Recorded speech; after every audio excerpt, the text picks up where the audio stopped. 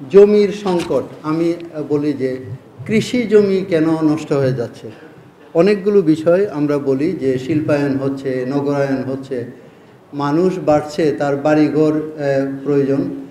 দেখা গেল যে এটা পুকুর খনন করে এটা ভিটা তৈরি করে জমি নিয়ে যাচ্ছে। আমি চাঁপাইনবাবগঞ্জের নাচলে ইউনো ছিলাম এক সময়। তো ওখানে আমার সাথে একজন ওসি ছিলেন। উনি 20 বছর আগে ওই থানায় সেকেন্ড অফিসার হিসেবে জয়েন করেন।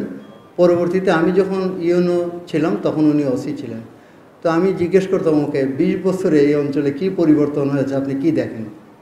তো উনি আমাকে বলতেন যে নাচল থেকে রোহানপুর পর্যন্ত, মানে এটা আরেকটা উপজেলা গোমস্তাপুর, সেখানে যাওয়ার রাস্তার দুই পাশে সব ছিল জমি।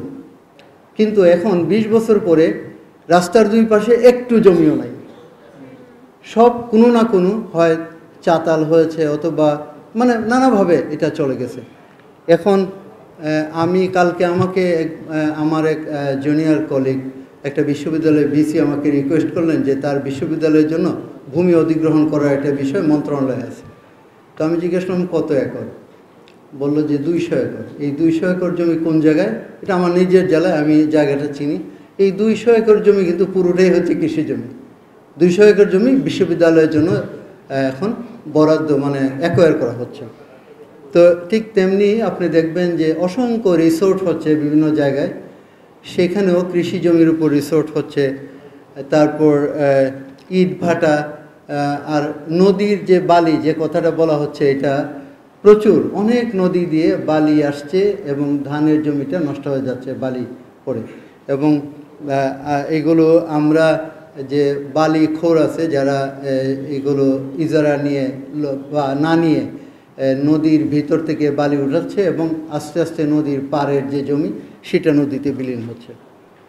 তো এইগুলো আইনের মধ্যে আমি একটু আইনটা দেখবো, চেষ্টা করব, করে আমার যদি কোনো কমেন্ট থাকে আমি ভূমি মন্ত্রণালয়ে এটা একটু জানাবো।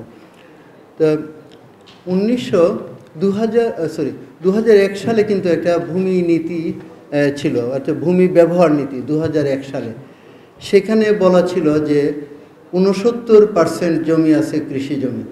এটা একটু আগে একজন বক্তা বলছেন যে আমাদের আসলে এই হিসাব নিকাশগুলোর মধ্যে কতটা সত্যতা আছে এই বিষয়ে যথেষ্ট সন্দেহের অবকাশ আছে। তারপর আমি মনে করি যে যদি এটা কাছাকাছিও হয়, যে 50%-এর বেশি ছিল আমাদের মোট জমির কৃষি জমি, এবং অনেক জমি আছে যেগুলো কোনো কালেই কৃষি জমি হবে না, এটা কৃষিযোগ্য না, এরকমও আছে।